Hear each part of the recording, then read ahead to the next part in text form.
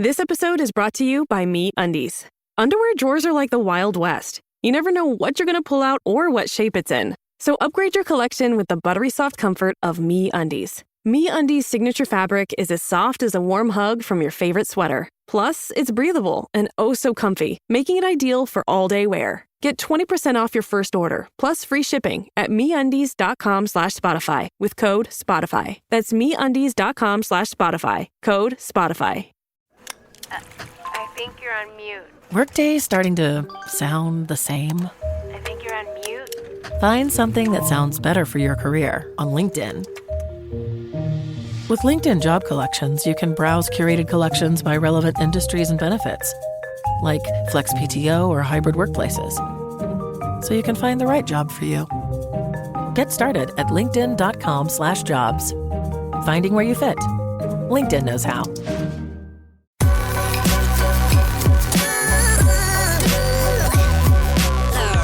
The following is a presentation of the Belly Up Sports Media Network.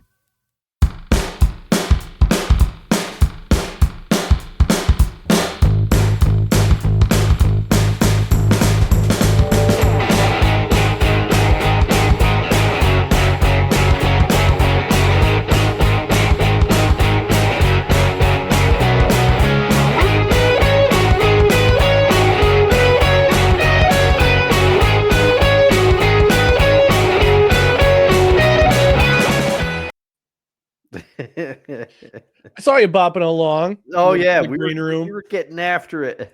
You were making up lyrics too, weren't you? No, I was just going along with the guitar part. I was going. Well, everyone, welcome to No Credentials Required, where you don't need a press pass to talk sports.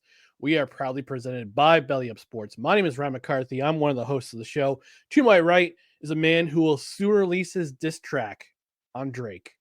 Yeah, That's Drake coffee cakes. That is. That's Dustin right. Henry. That's Dustin, right. how are we doing today? Hate the Drake, doing all right. I'm having a great. If Uncle Al's watching, he definitely got that one. That's a Seinfeld reference. If you haven't watched Seinfeld, go back and watch it. I'm doing well today. I'm ready. I'm ready to react. I've been waiting for this show. I've been waiting for your thoughts. We texted back and forth a little bit during the game, but I'm not going to lie. It had a different feel for me this year because it just wasn't right not having everybody around. I've been doing the Super Bowl party a long time, but the stomach virus I got a couple of weeks ago put an end to that. So here we are. I'm happy. I'm ready to go, ready to talk sports with you. How are you today, sir? Doing pretty good. I've had an expensive couple days replacing a battery in my car, but it's neither here nor there. Of course, as soon as I file my tax return, my car doesn't start. So, oh no. So that's fun. But otherwise, yesterday I enjoyed my day off. A nice relaxing day. Did a little bit with snowman in the morning, which is on the No Credentials Required channel. But otherwise, it's been a decent couple days. Went back to work today, and nothing's changed. And I have a short week this week, and then it's we're piling on. We're just gonna pile on till April when I go down south and to a wedding. So I'm excited for that. But in the meantime, we got some pretty cool stuff for you. We're gonna recap Super Bowl 2020, Super Bowl 59. My goodness, I'm old. Super Bowl 59, and we're also gonna talk about our favorite athletes to ever wear the number 12. But before we do that, just want to remind you about our social channels, which are right here. Facebook, Twitter, Instagram, YouTube. Just search for No Credentials Required. Hit the subscribe button, hit the follow button, hit the like button whenever you see videos, and also follow us on bellyupsports.com. On the podcast side, subscribe to the podcast wherever you listen to podcasts, including Apple Podcasts, Spotify, Spreaker, Amazon Music, iHeart, TuneIn, Pandora, and now YouTube. And you can also get yourself notified on Twitter. I still refuse to call it X, and on YouTube. That way you know when new videos go up, new show announcements go up. Hit that like button, hit that subscribe button, all that stuff. On the podcast side, especially, also rate, review, comment. 5-star rating would be helpful. A review on a podcast platform where you can leave the review and comment. It's also a live show on our YouTube channel, our Facebook and Twitter pages. Tuesdays at 6:30, although we had to push it up to 6:45 because I had to make a quick update to my computer. That's neither here nor there.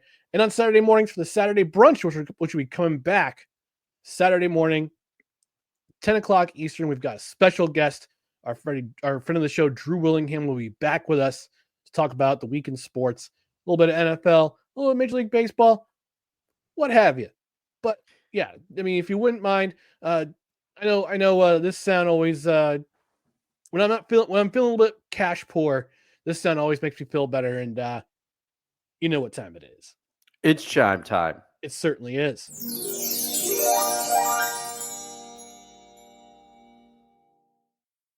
Got some comments in the comment section already. Julie from Michigan saying, hello, gentlemen.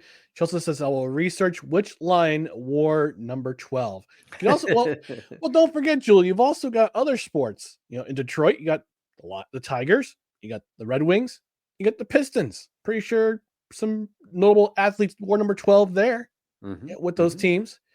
But in the meantime, we got a lot to talk about, which in regards to this Sunday's Super Bowl 59, which took place.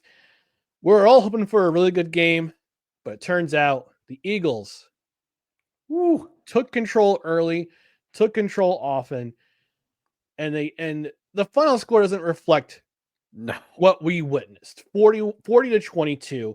At one point, it was 34-0 in favor of the Eagles.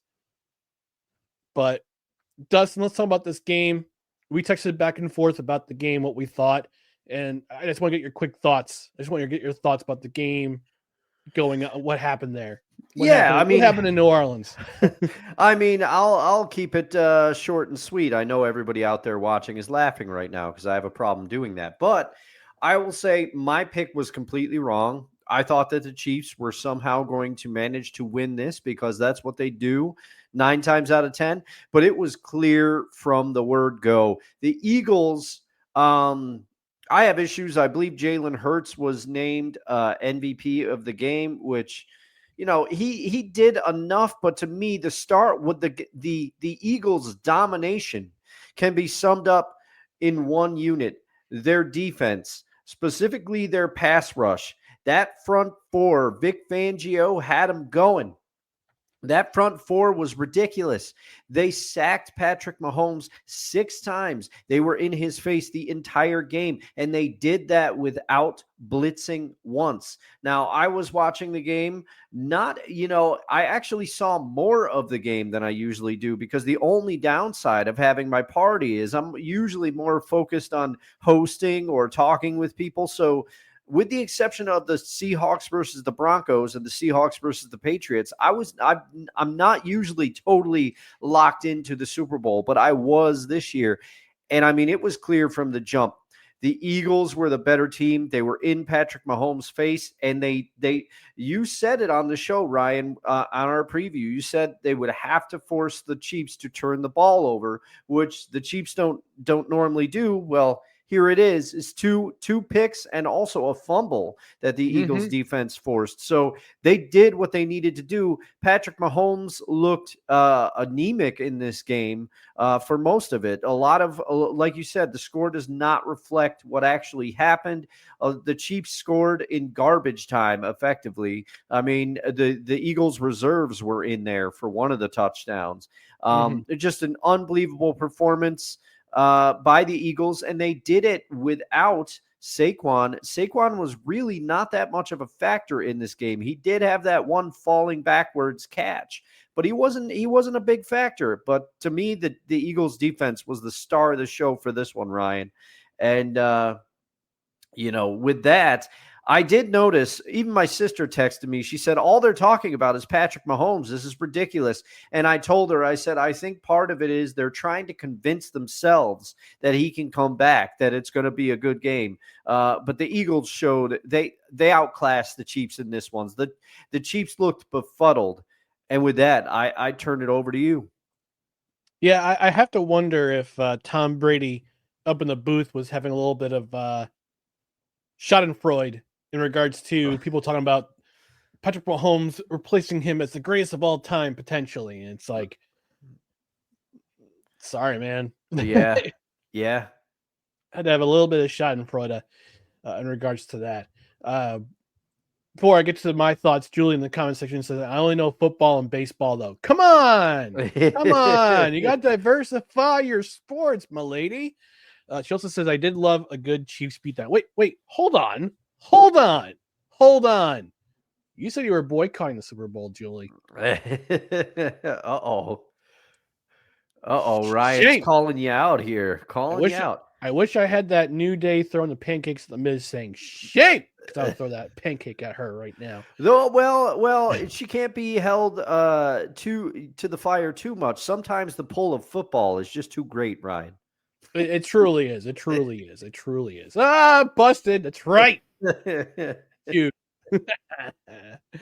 So I have a lot more. I think I have a lot more thoughts than Dustin does in regards to this game, but I'll try to keep them short. But if I meander, so be it. Yeah.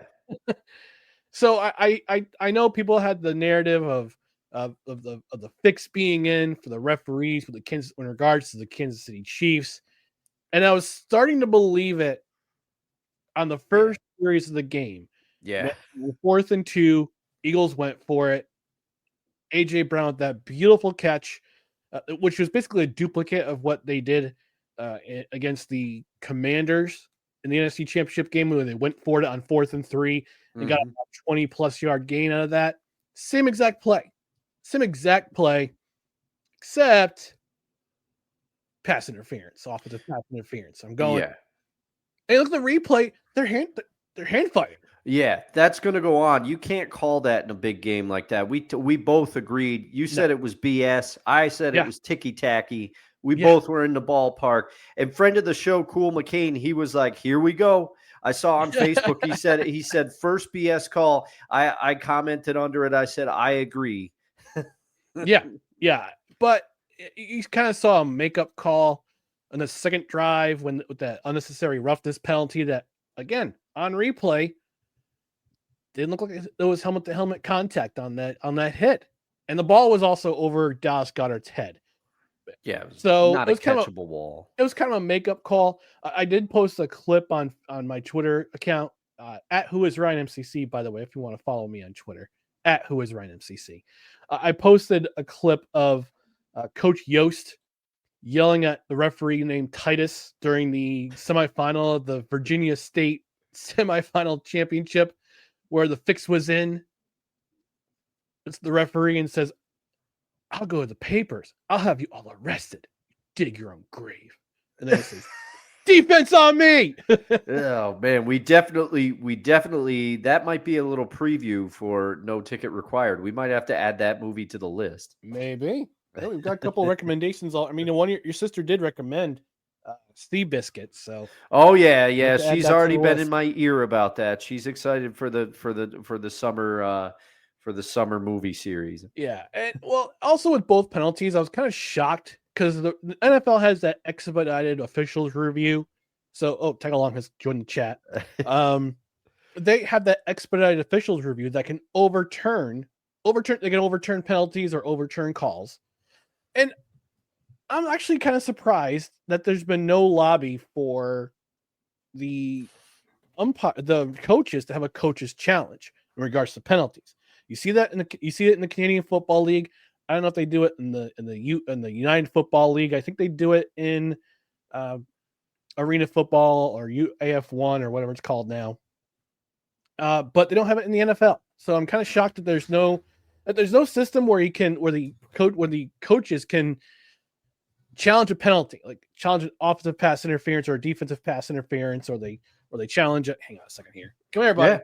Yeah. Come here. He's getting adventurous. My sister's not here. That's why he's getting adventurous. Yeah. For the audio listeners, show mascot Taglong decided to join us, and he was exploring. So Ryan had to. He was exploring, and he was also you can probably hear him in the background. He's getting as passionate as I was in regards to the quote fix being in. So I gave him his wet food. I put him down in my sister's room to hang out, but he's just. He wants today. He wants to be on the show. He was watching the game. He was watching the game. I saw. He's now on the floor, just kind of hanging out. But anyway, go back to the topic at hand. The Eagles after that penalty, after both those penalties, they just scored again and again, and on defense too. And with Kansas City, their defense, we talk about how their defense is is just as good as the Eagles. They were so keyed in on stopping Saquon Barkley, and they did an effective job of doing that. Yes, they did. But they were so keyed in on stopping Saquon Barkley that Jalen Hurts was allowed to cook. And this, you could tell this was the kind of a revenge game for Jalen Hurts. He'll never admit it, but you could kind of tell he was still he's a bit sour from the result of 2 years ago. Oh, yeah. The Eagles lost to the Chiefs in Phoenix. You can kind of tell he wanted this game, and he wanted it real bad. He not only had a couple of great passes, that long touchdown pass to, I think it was Devontae Smith. Yes. He had that one touchdown, the pass that led to their first touchdown to Jahan Dotson. He not only created plays with his arm, but he also created plays with his feet, which he's known to do. And I heard this talk about Jalen Hurts regressing. Jalen Hurts' game has gone down. Look, you bring in a guy like Saquon Barkley, who is going to be a difference maker in this game, and he was the talk of the town. I mean, he won Offensive Player of the Year this year. Yeah. And by the way, congratulations to Saquon Barkley for the most rushing yards, period, in a season between regular season and postseason and Super Bowl. Most yards in NFL, most rushing yards in NFL history. Congratulations. Yeah, amazing season. Amazing season. But I mean, Jalen Hurts, as you pointed out in this game, he took it personally, and he kind of said, I know I threw subtle shade that he was named MVP because I felt the defense performed that well. But it wasn't like Jalen was a slouch. He had 71 rushing yards, I believe, and that TD. So that would have made him the leading rusher for the Eagles, correct? Yes, it would have made him the leading rusher for the Eagles. And yeah, you could argue Josh Sweat, 2.5 sacks. He was deserving an MVP. Cooper DeJean. Oh yeah, with that interception, that pick six, it was on his birthday. On his birthday, yeah. He and Saquon share the same birthday, which is pretty cool. I will say this though. I saw a tweet. Someone had saved a screenshot of it. And it was some draft analyst saying that Cooper DeJean was overrated. Oh. Well, I gotta say to that author of that article, Cooper DeJean has a Super Bowl ring. You don't. So I got also handed to the Eagles defense too. They played the perfect game in terms of stopping the Chiefs offense, because we've seen what the Chiefs offense has been prone to do. Yeah. They didn't score 30 points until the AFC Championship game, so they've been struggling with the points, but they get the first downs when they needed to. Yeah. And you figured, okay, it's 24-0 after halftime. Let's see what the Chiefs can do. Let's see what kind of life they have in them. The Eagles defense just kept their foot on the gas pedal. Yeah. Which was something to see. And also, I'm gonna throw a little shade towards the Miami Dolphins here. Oh man. Vic Fangio was their defensive coordinator last year, and they kicked him to the curb. And winds up in Philadelphia. I wouldn't say transforms that defense, but he has the players where they need to be. Yeah. They bring in Zach Bond from New Orleans as a free agent on a 1-year deal, just kind of see what he can do, fit perfectly in that defense. They draft Cooper DeJean. Look what he does. Yeah. That front four, and Nick, you mentioned Dustin Carter. Yeah. Jalen Carter. Yeah, he was. I guess his draft stock dropped because of supposed character issues or whatnot. He's turned into a model citizen in Philadelphia, and he's with that team that has just been so competitive over the last couple seasons with Nick Sirianni as our head coach. who, by the way, you don't see him and Nick Foligno in the same room together from the Blackhawks. You've never seen them in the same room together. So the Eagles basically orchestrated the perfect game plan on offense and on defense. Kansas City had absolutely no answer on either side of the ball. And once again, in New Orleans, I don't know what it is about New Orleans, but we've seen some of the biggest routes in Super Bowl history happen in New Orleans, whether it be at Tulane Stadium in the 1970s or the early 1970s into the late 1970s and onward at the Superdome. I think at Super Bowl 12, Dallas beat Denver 27-10. The Oakland Raiders beat the Eagles, interestingly enough, by the same score in 15. Super Bowl 22, the Super Bowl shuffle, the Chicago Bears, being the absolute tar out of being the absolute breaks off the Patriots. 4 years later, 49ers beat the Broncos 55-10 in that route. And now this game. I mean, a couple close games afterwards, but we had that infamous power outage from the Ravens 49ers game. Yeah. That was a runaway too until that point. Mm-hmm. And then it got close towards the end. But this game was, in the words of one of the guys I follow on Facebook on social media, his name is Zick Fracassi. He's on Rod Peterson's show every once in a while. He's on Sirius Radio. He says it got very late, very early for the Kansas City Chiefs, and you can tell this was the Eagles' day. Yeah. Yeah, I mean, I remember texting you a couple of things. One of them I said a 28-3 is not happening here. No, and then I threw some not so subtle shade because you said, yeah, because the Eagles defense is not going to take their foot off the gas. And then I think I responded, yes, and also Dan Quinn is not coaching either one of the teams involved because that's what happens. He was head coach of the Falcons when that happened. And let's not forget the Super Bowl before where the Seahawks blew the lead against the Patriots. It was his defense. It was his defense. Yeah. So I mean, but you were right. The Eagles defense, they had their foot on the Chiefs from the word go, and they did not let up at all because, and I think it's an ultimate sign of respect too. They know the caliber of the team they were facing. They know who Patrick Mahomes is. They know what kind of coach Andy Reid is. They know what Steve Spagnuolo can do on defense, because the big positive for the Chiefs, as you mentioned, is they held Saquon Barkley in check, but I think at their peril. They let other things go because they were so focused on containing Saquon. But if they didn't put their focus there, who knows what he would have done. The Eagles just have so many weapons everywhere. And I do have to say, he talks a lot sometimes, but C.J. Gardner-Johnson, did you see a tweet that he shared today?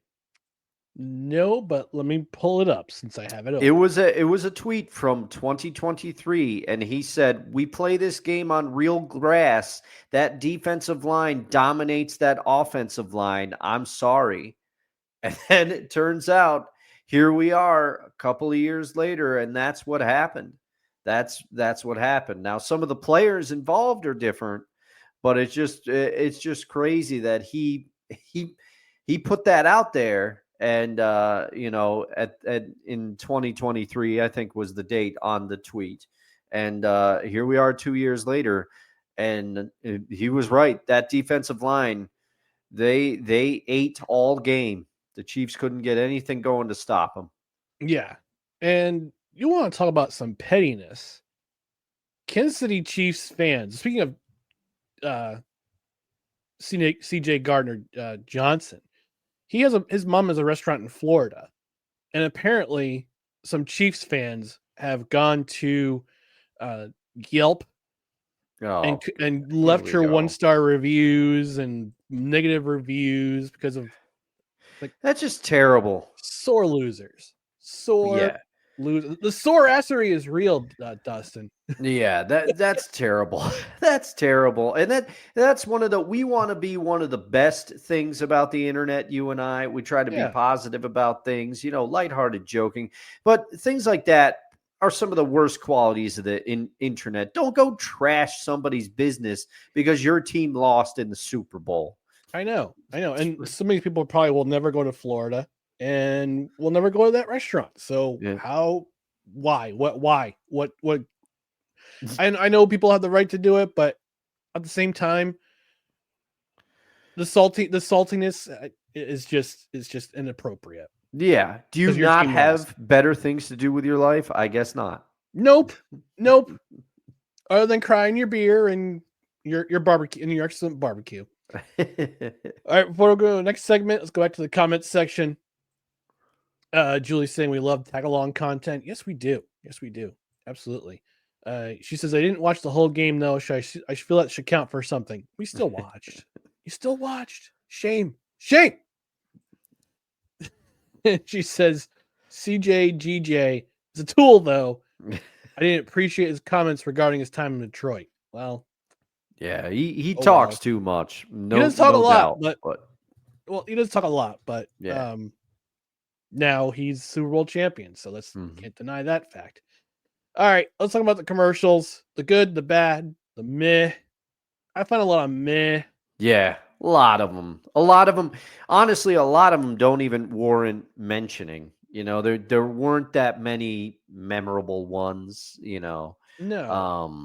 And I like the message behind the Snoop Dogg and Tom Brady commercials, but I also felt that they were just kind of two weird picks to go together. Snoop Dogg and Tom Brady. I didn't get it. Like I said, I like the message, but maybe the approach could have been a little, I don't know, choose somebody else other than Tom Terrific with his Rolex there.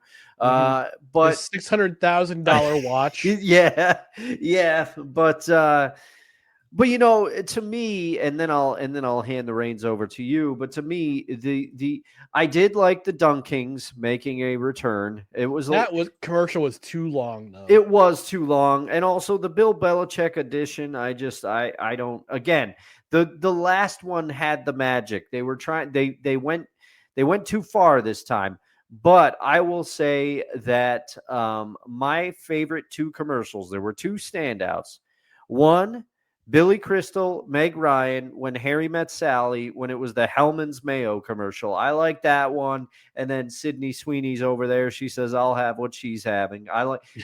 Also Billy Crystal, he got me with this one's real. He said, like in the middle of the commercial, that one got me. And then the second one for me is the mustache Pringles commercial. I liked that one. That one got me a little bit, but for the most part, there were no great ones here, Ryan. How do you feel about it? And you can tell that there was no J-Lo in the Dunking sequel commercial. Yeah.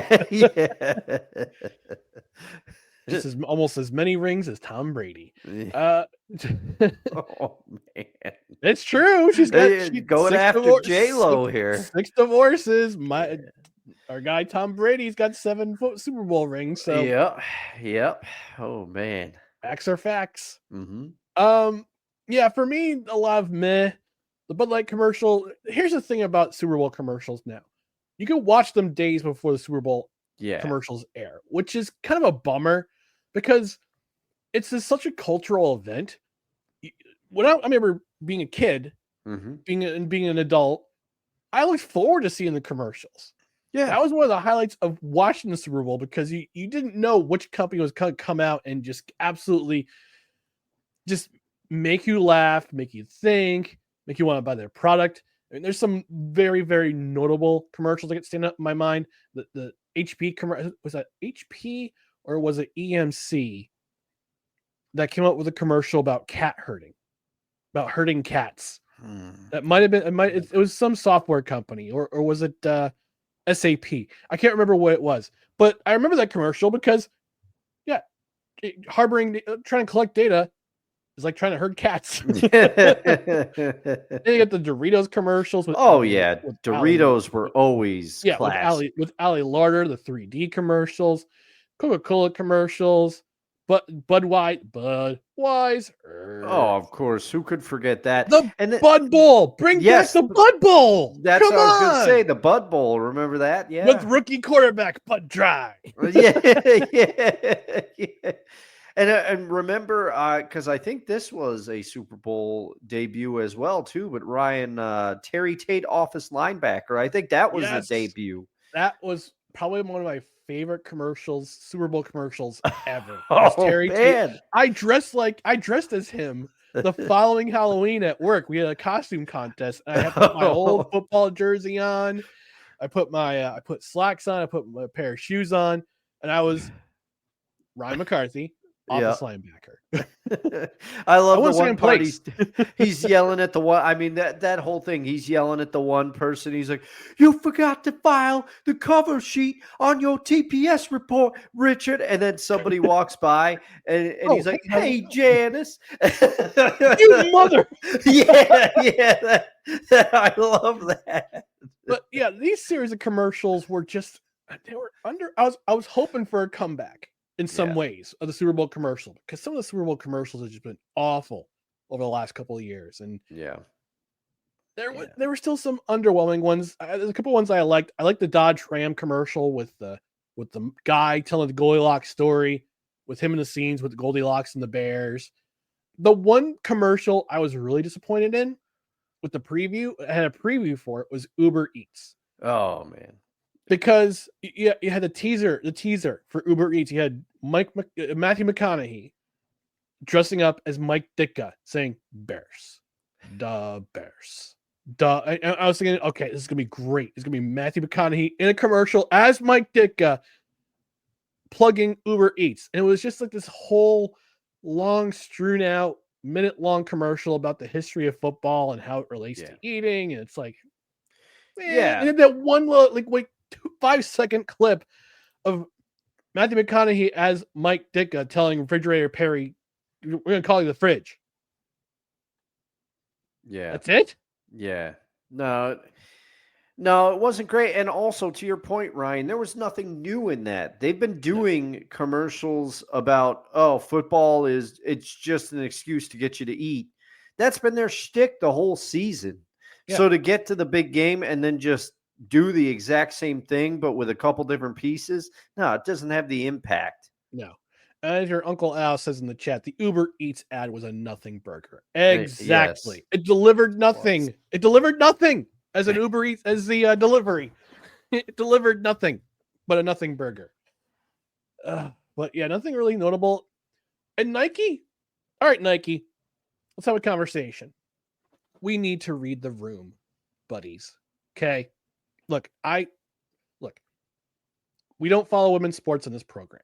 If we talk about it, it's something cultural, like last year's WNBA and the NCAA semifinal that was here with Caitlin Clark and the phenomenon that she was, and currently and still is, still is.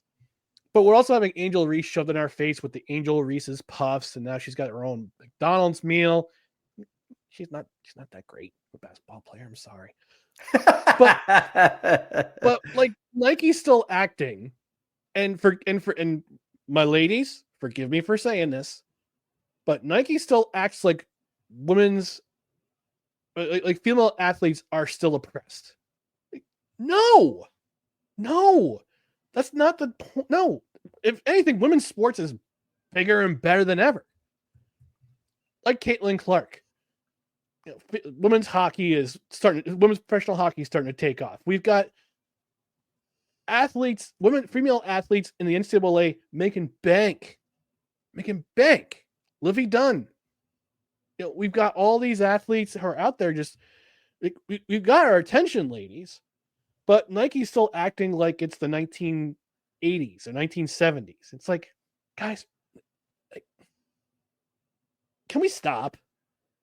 Read the room, guys. Come on.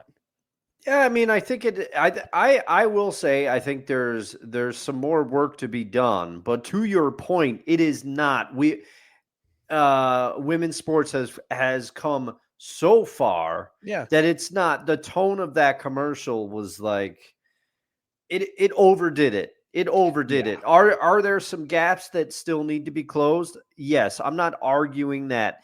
But to your point, a lot of progress has been made, and there have been sports like women's tennis surpassed men's tennis a long time ago, in my opinion. Same with the Williams sisters. Yep, and same with the soccer team. No one would, I think no sane person would argue that the men's team is better than the women's national team, because it's not the case. The women have dominated. So, there are certain areas where women's sports does much better than male sports in the ratings and also in the results on the field. So I think there is some more that can be done. There's always more that can be done. But to your point, the tone of Nike's ad was over the top. Yeah, it was a little self-serving for them. Let's put it that way. It's like, that's what every ad is. These women wear our shoes, and they're going to yell at you about how not to act. And it's like, where have you guys been the last decade and a half? Come on. Oh, and your Uncle Al says, Caitlin Clark bar. There you go. We'll give you that. We'll give you that pun. Salted caramel. Oh. Yeah, I mean, these commercials are kind of underwhelming. The NFL commercial about women's flag football was okay. Mm-hmm. Realistically, though, in the real world, she would have been that flag would have come off that belt right away. I'll tell you, I would not be able to evade anyone in flag football. I'm quick, but I'm big, but I'm agile. Let's just put it that way. All right, we're gonna take a quick commercial. We're gonna take a quick commercial break. Our mandated commercial break. When we come back, talk about the halftime show. We'll also talk about our favorite athletes to wear number 12, and a little bit of a show announcement. So stay tuned. Stand by for more. No credentials required. Righteous Felon Craft Jerky is the official jerky of Belly Up Sports. For over a decade, Righteous Felon Craft Jerky has led the American meat snack revolution by concocting delicious, adventurous, U.S.-sourced jerky recipes for uncompromising carnivores across the country. With 15 different flavors to choose from, Righteous Felon has all jerky lovers covered, and by using promo code BELLYUP, you will get 15% off your purchase at righteousfelon.com. Do your taste buds a favor today and rip into a bag of Righteous Felon jerky.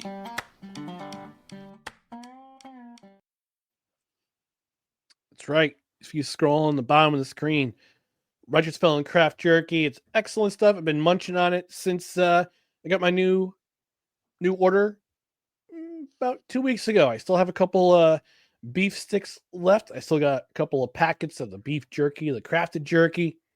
Still, I had some OG hickory today, and one of the OG hickory beef sticks, and it'll do in a pinch when it comes to a snack.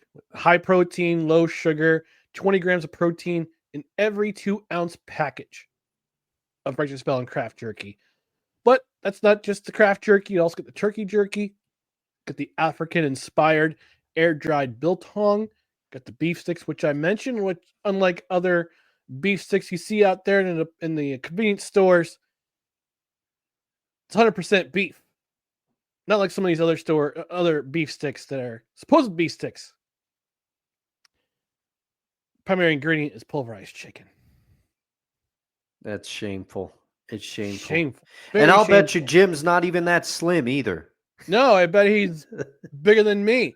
But in addition to the craft jerky, the turkey jerky, the biltong, the beef sticks, they also got the Wild Ranger dog treats. Dustin can attest. They are puppy approved.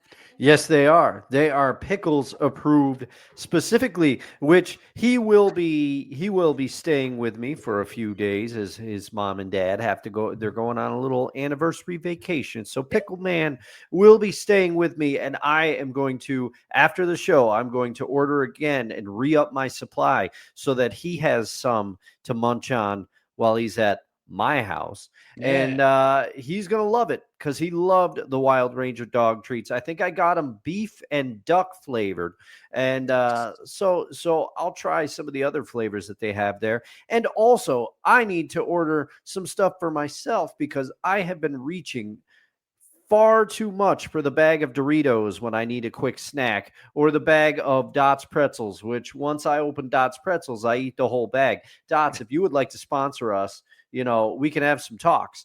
But Righteous Felon is a much better option for you. If you get that snack hankering, reach for some of that, and I need to re-up my supply so that I can make better decisions snacking, and it'll fill me up better too. Yes, it will. In that late afternoon snacking crave, get yourself some Righteous Felon craft jerky. Get yourself some of that stuff. Save yourself 15% off your order with promo code BELLYUP at checkout. But it's not just a promo code you can use. You also get free and fast shipping with every order over $50. Combine the promo code and free shipping, you get even more savings at righteousfelon.com. Use promo code BELLYUP at checkout for 15% off your order. All right, we're going to move on to the Super Bowl halftime show featuring Kendrick Lamar. And we texted back and forth on this, Dustin. And we'll preface this, and we're going to preface this, all right? Hip hop, rap, especially this age, of this generation, none of us really pay attention to, none of us really listen to. I mean, I love myself some 90s hip hop, some Tupac, some Biggie Smalls, rest in peace, Naughty by Nature. Love that. Great stuff there. But today's hip hop and rap and hip hop, where none of us really follow it a whole lot. Yeah, I mean, I'm largely, like you said, it's not my style. That doesn't mean that I don't recognize talent, and I don't, I'm not going to sit here and disparage artists, because it's proven that once you reach a certain age, the music that you grew up with and entered into at a certain age, that becomes your default. And as you become older, sonically, there's actual research that backs this up. Sonically, newer things just don't appeal to you. You're less likely to pick up certain things. So I don't want to come off like I'm throwing stones at Kendrick Lamar, because I recognize his artistry and some of his lyrical content, and I understand that to a younger generation that is not me, he's one of the best out there doing it right now. And I think that's the point that I think that everybody needs to remember, okay? Because I saw a comment on the internet today that I enjoyed, and it basically said something to the effect of, I should have screenshotted it so I could credit the person, but they said, how about we need to remember that music can be enjoyed or disliked by people, but we don't need to. The internet has built this need for us to comment on every single thing in here. But to me, there were other messages. There are people that are breaking this performance down for the artistry and all the little things that he had in there. But I picked up on one of the cues. I'm not going to get into what it was here, but if you know anything about the beef between Drake and Kendrick, a lot of what he used the platform for, undeniably, was to just bury Drake on a massive stage. I know there were I watched some breakdowns on it. There were some other things in there that I didn't catch. I caught some, there were some messaging.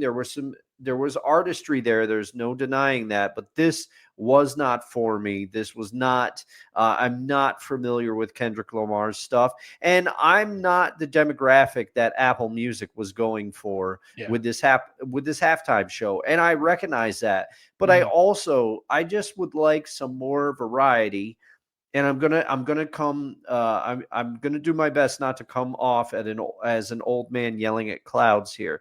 Not everything has to be for Get me. off my lawn. Yeah, not everything has to be for me. Okay, No. I understand, and I get it. I am a middle-aged Caucasian man. Okay, but I would like personally a little more variety in the Super Bowl halftime shows Mhm. again. When they Mhm. were doing different acts, I didn't always like the act, but I felt that there was some variety. I feel like the last few halftime shows have been a little one notish for me, or maybe it's just that the artist wasn't in my pocket, so there wasn't as much for me to cling on to. But even the J Lo and Shakira halftime show, I'm not huge fans of either of them, but I was impressed that both of them were out there still doing it at the level that they were doing it, and it was something a little different. Or what about the old medley shows, Ryan? Remember from, I think it was maybe 2004 or so,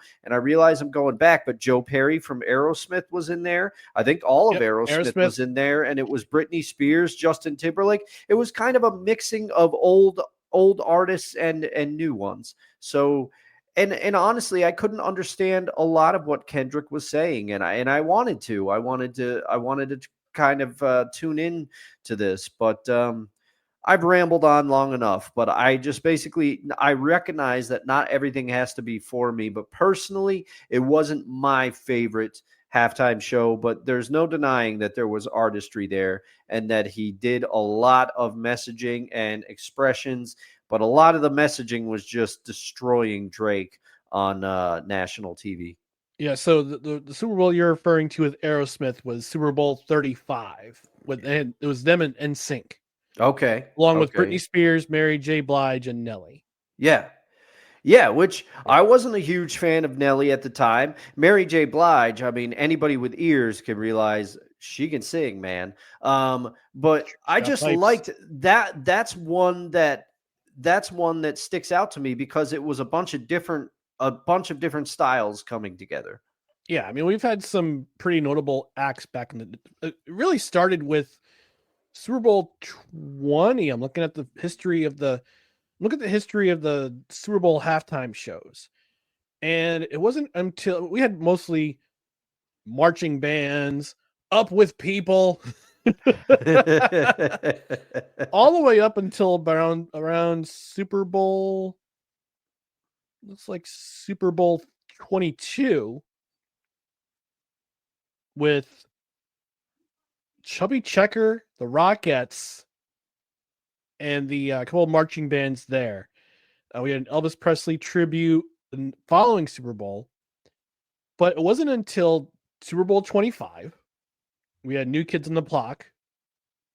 They play Super Bowl 25. Oh man. Super Bowl 26 was the salute to the Winter Olympics with Gloria Estefan, Brian Boitano, and Dorothy Hamill, and members of the 1980 U.S. Olympic hockey team. Oh man, Mike Eruzione was out there strutting his stuff to the sound machine. Oy vey. I'm telling you all about how he scored the game-winning goal against against the Soviets. But here's where this was the breaking point right here when it started to get really over the top with Super Bowl halftime shows. Super Bowl 27, Michael Jackson. Oh man. Which was, to me, it still sticks out in my mind as one of the greatest halftime shows ever. He's, that's one of the classic cases. I've talked about it on the show before. You separate the art from the artist. I will put Michael Jackson's music out there against anybody's. We've talked about it with Playmaker. He loves MJ. We've had conversations about it. Yep. I mean, as for me with the Super Bowl halftime show, I mean, yeah, you mentioned it, Dustin. I'll basically repeat it. It just felt like it was a chance for Kendrick Lamar to bury Drake. I mean, congratulations to him, I guess. Hats off to you. Yeah. Otherwise, it was just it was all right, I guess. I mean, there was some symbolism in there that was kind of hidden. That was kind of like a little transgressive to me. But I'm not going to get my high horse or my soapbox and really talk about it. People like what they like. I get it. This wasn't my thing. But I will say this, and to your point about bringing back the variety of the halftime show, we need a rock band next year. Mm-hmm. We haven't really had one since Coldplay, but I don't really consider them a rock band. No, they're pop. Mm-hmm. I mean, the last time we had a rock band play at a Super Bowl halftime show was Super Bowl 44. And that was when the Who played. That was the Colts Saints Super Bowl, I believe. Oh, okay. The Who played the halftime show. Before that, we had Bruce Springsteen. Before that, we had Tom Petty and the Heartbreakers, Prince, Rolling Stones, Paul McCartney.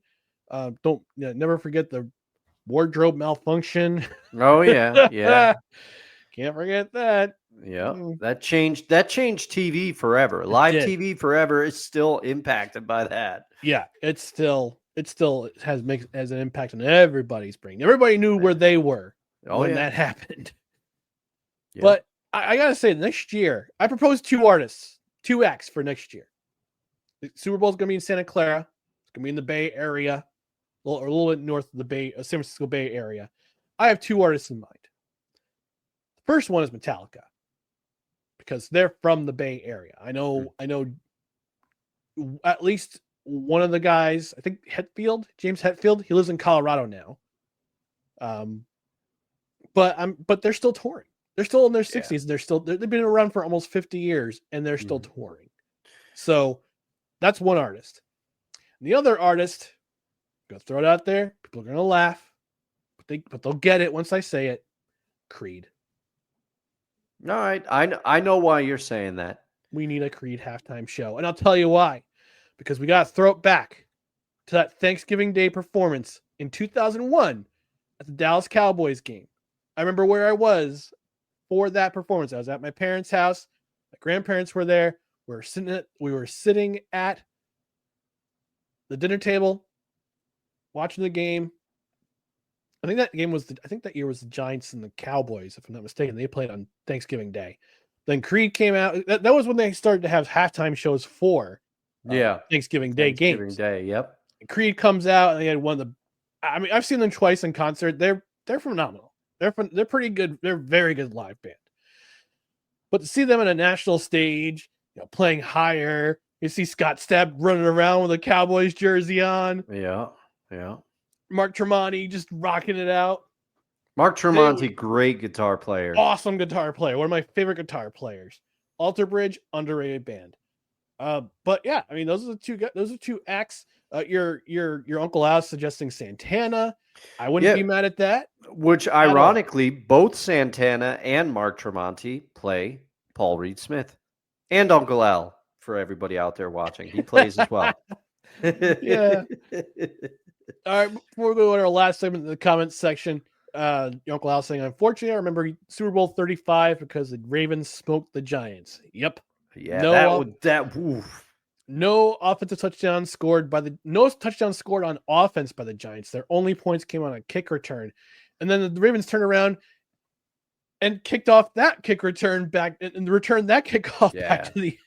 So nobody was beating the Ravens that year, though. Nobody was beating the Ravens that year. That defense is ridiculous. And here we go. I want your thoughts as a Giants fan, Uncle Al, because I always I was a younger football fan at this point, but I always kind of liked Jim Fossil. I thought he did a good job. I liked him as a coach.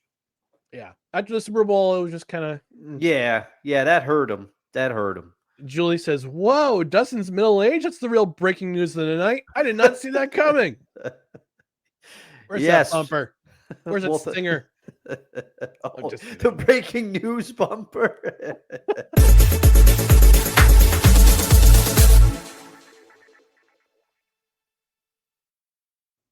This is in Dustin's middle age. Well, thank you for that compliment, I guess. I mean, I think part of it is, though, I cannot grow a beard. It's not because I do not want to, but I cannot. If I try, it goes bad. It goes bad. Unlike Ryan, who can pull off the beard, I cannot pull off the beard. I can't pull off the hair. That's what it is for me. Julie says, I didn't hate it. I just could not follow it, so I slept. And Uncle Al saying, I'm old, and I don't understand why some people are hating on it regarding the Kendrick Lamar halftime show. It was just on in the background. I did my Duolingo lesson. Everybody doesn't like everything, you know. Yep. He also answered you. He's a good coach, but the polar opposite of Tom Coughlin. Talking about Jim Foxall. Tom Coughlin brought the discipline back to that team for sure. Yeah, he had that one shining moment during the 2000 season when he said, I'm all in. We're putting our chips to the table. Like a month before the season ended, putting all our chips to the table, and we're all in. And they got as far as the NFC Championship, and they absolutely beat the brakes off the Vikings 41-0. I remember that. I remember that NFC Championship. And then the next week, they are absolutely smoked. Yeah. By the Ravens. The Ravens got them. We gotta, you know what? We gotta come up with a list. Maybe this one might be esoteric, but like some of the best football coaches' speeches that we remember from the like clips in the locker room. Because the one I remember, and it's gonna shock nobody, but Mike Holmgren, who unfortunately did not get into the Hall of Fame this year, from what I've seen, the year that the Seahawks went to the Super Bowl, and I'm still gonna say they should have won that game in 2006. They got robbed. But he said, I told you at the beginning of the game that we were going to win. We were going to win our division and nobody was going to talk about us. And he said, I told you at the beginning of the season that we were going to win more than 12 games and still nobody was going to talk about us. And then he said a third thing that I can't remember. And he said, but now we're going to the Super Bowl and they have to talk about us. That was a good speech by one Mike Holmgren. I remember that one. Well, I'm gonna be a homer here. Where is that element? Where is it? Where is it? Did I put it in here? No, I didn't. Dang it. Well, homer alert. Woohoo! That was a different homer. The different homer. Herm Edwards. Hello, you play to win the game. That's a classic one. Everyone knows that. Everybody knows that. Come on. All right, before we wrap up this edition of No Credentials Required, our favorite athletes. This is show number 12 of 2025 already. And we're going through a list of our favorite athletes to wear the specific number of the episode that we are recording. And today is episode 12. So therefore, it's our favorite athletes who ever wear the number 12. I didn't put mine in the rundown because I wanted to keep it a surprise. Yeah, I didn't put mine in there too. But I'm gonna lead it off with you, Dustin. Who is your favorite athlete that you've watched in your time watching sports? Man, everywhere. The number 12. There's a lot of choices for this one. As I was going back through, I always, because this one, and one of my favorite moments in the early history of doing this on the show was me absolutely shocking you with my pick for number 10 of Sean Horkoff. But I for this one, I didn't have an athlete that popped out to me like immediately. And so I started going back through the Rolodex, and sorry folks, it's not going to be Tom Brady. Okay. But I'm going back through the Rolodex, and I thought long and hard about Adam Oates, longtime hockey player, great hockey player. But then there was one pick, and the more I started to think about it over the last couple days, I'm like, you know what? I think he's my guy. I am going a quarterback, but it's number 12, Andrew Luck for the Indianapolis Colts. Andrew Luck. Suck for luck. Yes. He was one of he lived up to the talent and everything that everyone was foisting upon him. Peyton Manning's last season in Indy was not good. I think they went 2-14 or something crazy like that. That was the year he was out with the neck surgery. Yes, he had the neck surgery, and they had I think his backup there was Jim Sorgi coming in and playing. It wasn't pretty. But Andrew Luck was picked by the Colts, and he immediately started turning them around. And to me, when I think back at Andrew Luck, I think of a couple of things. One, to my memory, he was tough as nails because he got hit a lot when he was in his time with the Colts. He missed the entire, I think it was 2016 season.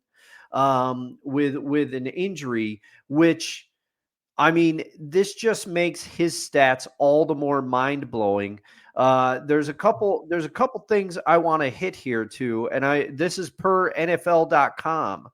But top 5 in NFL history in passing touchdowns and passing yards in a player's first 6 seasons in the NFL. He was behind Dan Marino. He had 171 touchdowns. Marino had 196. Marino's in the Hall of Fame. Andrew Luck was 3rd in yards behind Peyton Manning and Dan Marino with 23,671 yards in his first 6 seasons in the NFL. And he could also move with his legs a little bit, which I think people forgot about. But he made the Pro Bowler. He made the Pro Bowl in 2012, 13, 14, and 18. And I think what I miss most about Andrew Luck is I remember the comeback where he led the Colts on this crazy comeback against the Chiefs I think it was the AFC wild card that year. Yes. That was crazy. That was still one of the craziest football games I've ever watched. I watched it at my friend Dave's apartment, many years ago. But the thing that I think I'll always kind of remember with Andrew Luck is when he retired, it was very clear that he still had a lot left in the tank.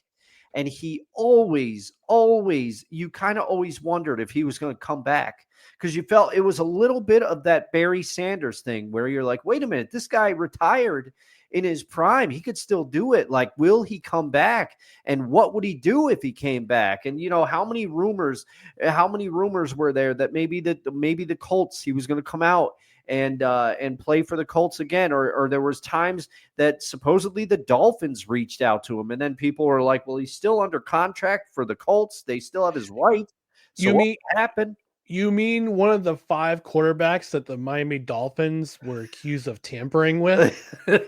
Yes, I do mean that. You can tell how much I love the Miami Dolphins. Yes.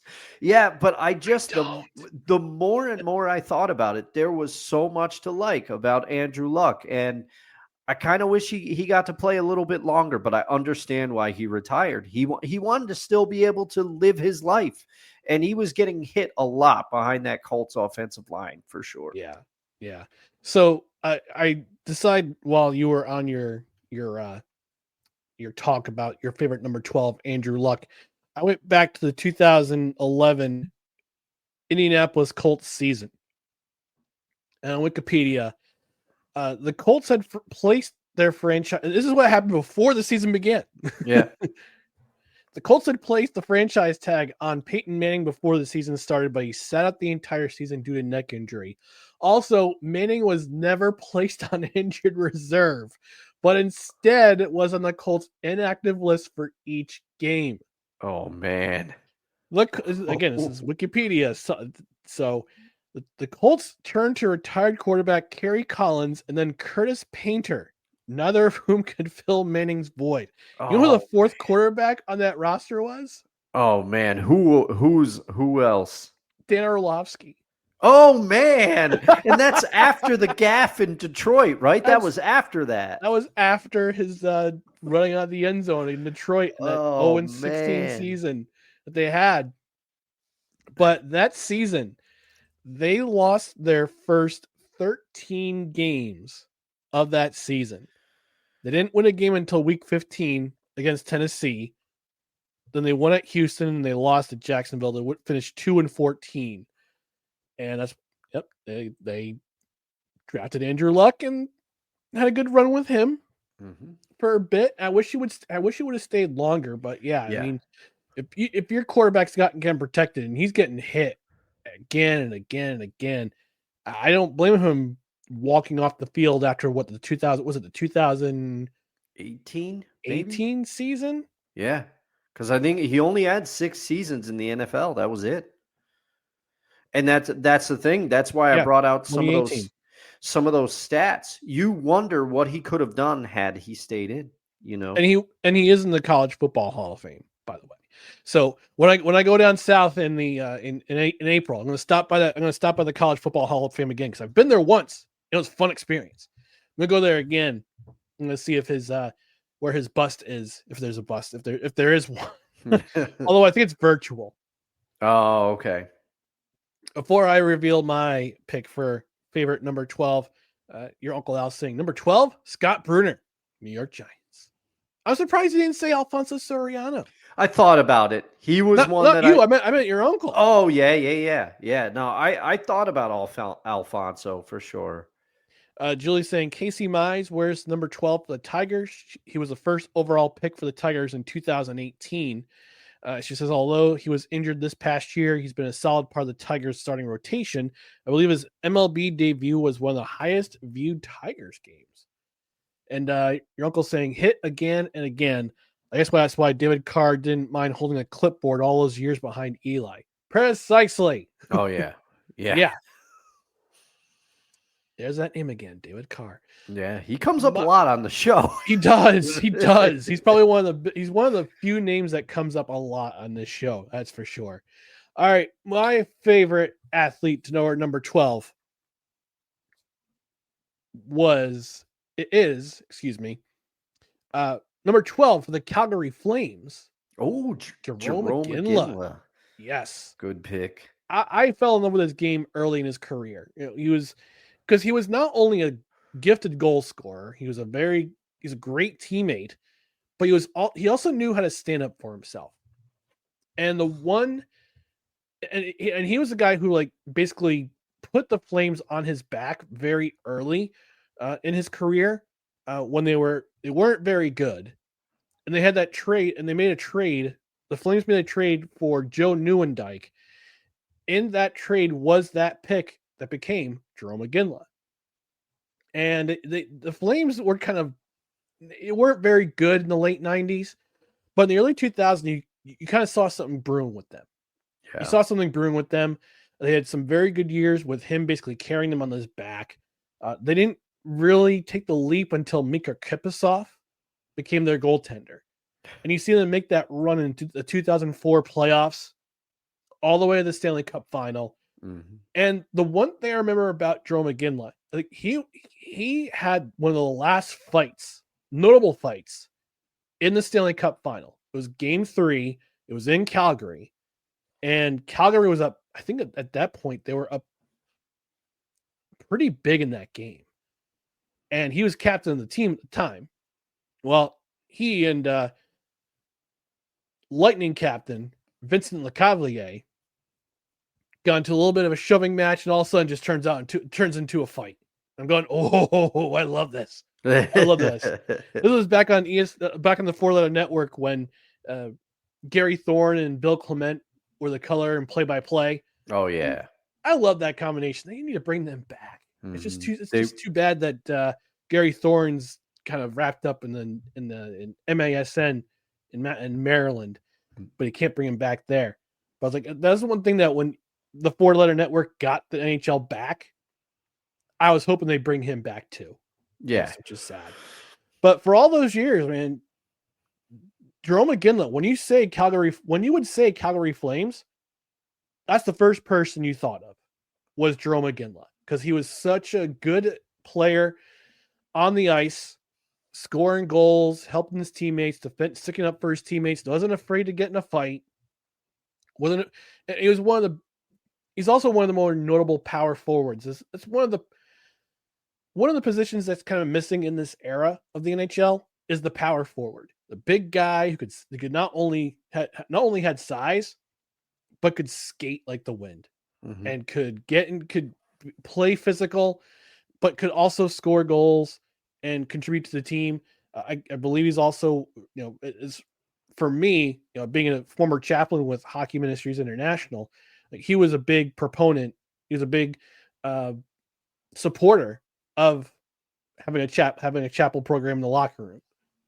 So I on him. He's one of my favorite players who was not a New Jersey Devil. I gotta find his full name, and this is gonna be. It's going to take you a minute, huh? Well, and I could just step in while I give you some time here to do that. I got it, but whatever. Go ahead. I'm an Oiler fan, and even I rooted for Jerome McGinley. Okay, now people in Edmonton are going to skewer me for that because the Flames are the Oilers' hated rival. But Jerome McGinley was just that good. I rooted in that Cup Finals. I rooted for the Flames because I wanted Canada to win a cup. You know, they haven't won a cup in a very long time. 1993. But it was mainly because I was rooting for Jerome McGinley, and I'll leave you with this. That finals has one of my favorite calls, and it's by Tampa Bay Lightning, the Tampa Bay Lightning announcer, when he goes, "How you like that, Kippersoft?" after the Lightning score. I think it was their radio guy. That's one of my favorite calls. I got asked. I did an interview with YouTube creator Trav. Can't remember his last name all of a sudden. It was a 10 good minutes, right? 10 good minutes with Travis. Can't remember his last name.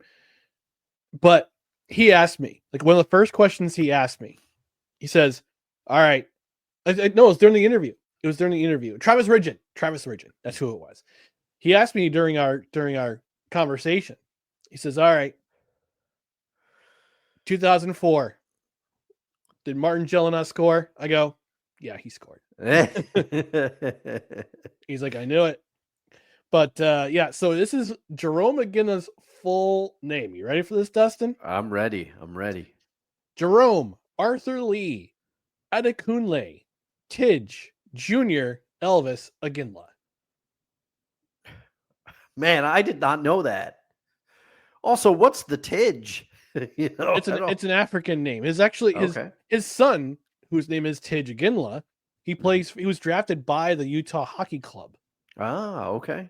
I believe he's a member of that team right now, if I'm not mistaken. Yeah, we'll have to ask our good friend of the show, Kevin Wilson, about that. But he spells it Tij. So he was drafted by the Utah Hockey Club. He currently plays in Kelowna for the Rockets. Looks like he was returned to the junior team, but just as big as his dad. 6 foot. He's 6 foot, which is his dad's height. Who's 6'1". He was 6'1". So, but yeah, Tidge McGinley, drafted by the Utah Hockey Club. I don't know if he'll wear number 12, but he does not wear number 12 for the Kelowna Rockets. He wears number 11. Oh, okay. Yeah, right. So fun fact there. But he was drafted 6th overall in this year's entry draft in the NHL. So very cool to see yet another second generation NHLer play in the NHL. We've seen a lot of them come and go. The Kachuk brothers we know about. Mike Sillinger's kid plays in the Corey Sillinger, I think his name is Corey. I think so, yeah. Yeah, he plays in the NHL. Got a lot of second generation NHL players out there, which is cool. Which, by the way, tomorrow the Four Nations face-off begins, which I'm pretty excited about. So we'll check that out between the U.S., Canada, Sweden, and Finland, kind of replacing the All-Star break, which is pretty cool. So as a warm-up to the Olympics, because the NHL is going back to the Olympics next year in Milan. So pretty excited cool about there. that. Love the Winter Olympics. Yeah. Uncle Al will conclude here with the comments. Uncle Al saying David Carr has 2 rings. He does. And he also we gotta have like a bell every time David Carr is brought up. I know.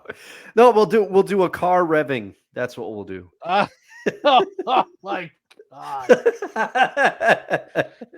I'll have to find a sound effect now. And he also says great memories of Thorne and Clement. Yeah. Absolutely. All right, y'all. We're going to get out of here. Show announcement, by the way. Our friend Drew Willingham will be with us on Saturday for our 250th rendition of this podcast, which is crazy. Man. And we're going to take a small break next week. No shows next week. So no shows on Tuesday or on Saturday. Kind of want to refuel before we get into the other sports. Baseball's coming soon. Arena football starting up again. Arena football 1 starts in March, so we get the Firebirds who are going to be coming back, which is cool. So I'll be there at the arena recapping the games. I might start covering the Firewolves again because now they're 2-7. They got a bye week this week. They're 2-7 currently. So but they also have the smallest of the teams under 500 right now, that's the smallest goal margin. So, but I think I know why they're 2-7 right now. Good old Ryan hasn't been the arena yet this year. That's right. That's right. You can turn it around, Ryan. That's right. Only you can turn the Firewolf season around. Got to turn the speed around, baby. But yeah, we got some coverage other than football coming in the spring. We're gonna do some baseball coverage, but we talked about this in the green room a little bit, but we'll talk about more before the season begins. We're gonna cover exclusively Yankees content. We're gonna try to focus in on the Yankees more as opposed to all of Major League Baseball, but we are also going to bring back the baseball challenge, the individual baseball player challenge. Last year, 2 years ago, with the Battle of the Bryans. Last year, we had the Mendoza backstop challenge. So if you got any ideas for player challenges this year, drop them in the comments. Drop them in the comments. Leave them in the description. Put up there in social media. So give us an idea. We'll do a challenge for that. And with Alexander Ovechkin slowly approaching Wayne Gretzky's all-time goal scoring record, we may have a contest for a giveaway in the works as we go closer to that goal, as we go closer to that record. So stay tuned. We're going to work things out as to what we're going to give away. But stay tuned to No Credentials Required for more details. So get plenty of stuff coming down the pike. Iron out those details next week as we get closer. We'll take a small break just to recharge our batteries after football season ended, and we're gonna come back and we'll give you more details about that giveaway. So, in the meantime, please give us a follow on social media: Facebook, Twitter, Instagram, YouTube. Just search No Credentials Required. Give us a follow there, and also follow other content, including other podcasts and written content on bellyupsports.com. On the podcast side, you can subscribe to the podcast wherever you find podcasts, including Apple Podcasts, Spotify, Spreaker, Amazon Music, iHeart, TuneIn, Pandora, and now YouTube. And don't forget to get notified on YouTube and on Twitter. Still refuse to call it X. That way you know when there's show announcements, there's new videos, there's new shorts. Got some shorts content. We're going to continue that as we're on a little bit of a break, but we're still going to put out some content just to kind of, it won't be live, but it might be pre-recorded. We'll see. We'll iron out those details. Also, if you're watching on the Belly Up YouTube channel, feel free to comment. Feel free to give us a like. Feel free to comment, because that's what drives the algorithm, folks. You see it in the live chat and during the show. Rate and review and comment. Leave us a 5-star rating. Leave us a review on a platform if you're on, or if you're listening on Spotify, you can leave us a comment. Your Uncle Al saying, "We were on a break." Thank you, David Schwimmer. But yes, rate, review, comment. Leave us a rating.